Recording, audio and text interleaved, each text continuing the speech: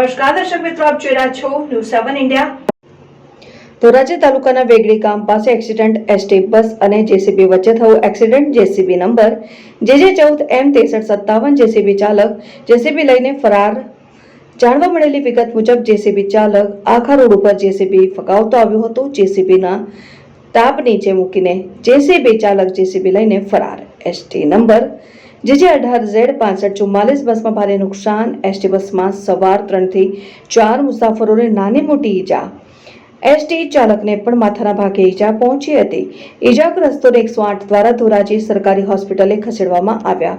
Reporter Salim Rafai, Jetpur, news 7 India.